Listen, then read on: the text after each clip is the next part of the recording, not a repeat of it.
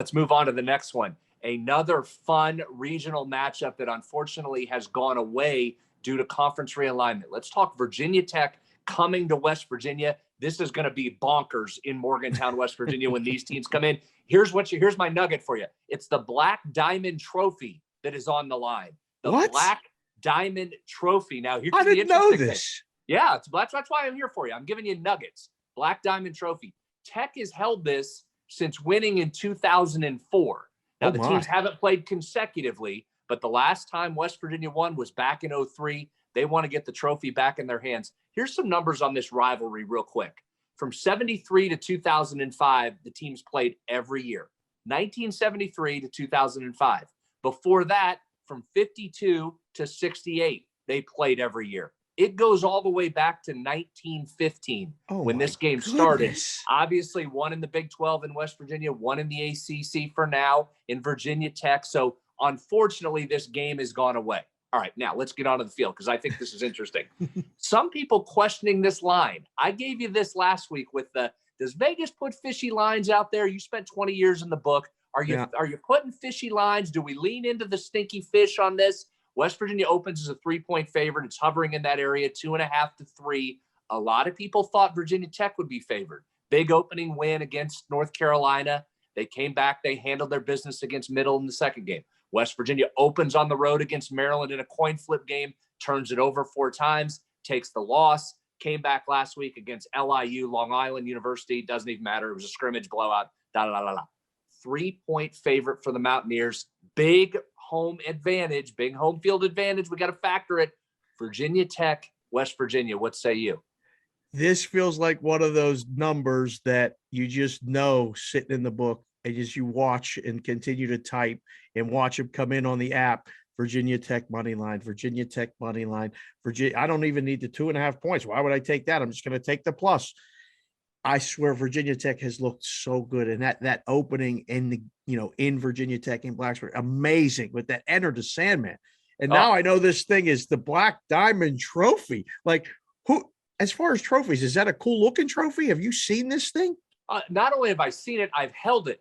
I've carried the Black Diamond Trophy from my days in the athletic department at WVU. I've stood on the sidelines holding it.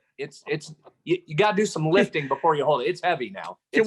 Can we get B-roll or a picture maybe for the Twitter feed, at Brett Hollow 7 of you holding this thing for this week? That's awesome.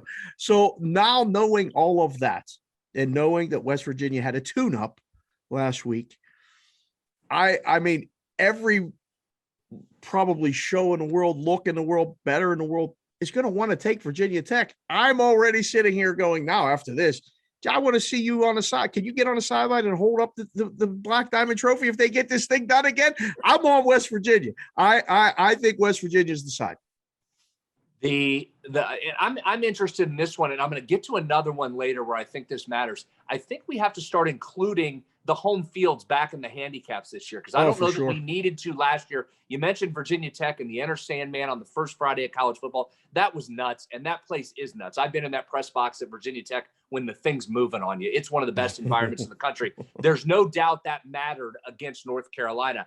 I wonder how much that factors in. Now, this is a noon kick, so it might not be the same as a night game, but it matters. Here's another one. Let's end with this on this game.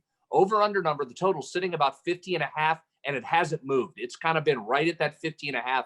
These are two offenses trying to find their way. They're both struggling. They're almost mirror images of each other. Neither can push the ball downfield. Both can run it okay, although there's questions about West Virginia's. The quarterbacks at both are looking to find their rhythm. Both teams are maybe mixing in a second quarterback at times, and the defenses for both Tech and West Virginia have been pretty good.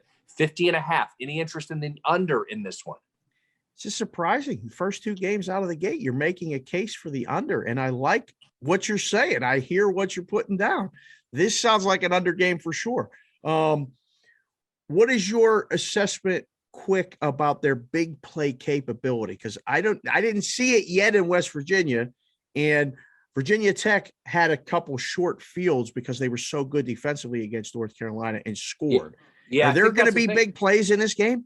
I mean, you haven't seen evidence from either that's there. Again, okay. That doesn't know it's not going to happen, but you haven't seen evidence of that. I mean, remember, Virginia Tech had a stretch in that North Carolina game after they got some points early.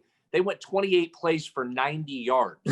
West Virginia bogged down against Maryland, a team that couldn't stop anybody on the ground last year. So that's why this, to me, I'd like that to tick up a couple of points and then come back on the under, but it feels under to me as we sit here midweek on this. If this game starts slow, you're going to see this in-game total go down fast. Yeah. So if you're waiting, I mean, get it at the peak, ideally pregame, because we get a couple 3-and-outs and a couple punts and things happen, and we've got a slow first quarter, no score in the first 6.5 minutes, first 10 minutes. This thing's going to go from 50 or 50.5, say it closes that right now, to 43 very quickly. And then it starts to get hairy when you get around them low 40 numbers, you know, a blocked punt, a turnover, short field, and that game can go back over. It's a good point on special teams. We know from the Frank Beamer time at Virginia Tech, that's always something we talked about. How about West Virginia's kick returner, Winston Wright? 2 games, 2 kickoff returns for touchdowns, including starting the game last week. Give me whatever number you want to make the number of kickoff returns Winston Wright has. Give me the under. If I'm Tech, I don't kick it anywhere near this kid. So that might not. Some of West Virginia's scoring has been helped by good field position and special teams on the kick return. So watch that this week as well.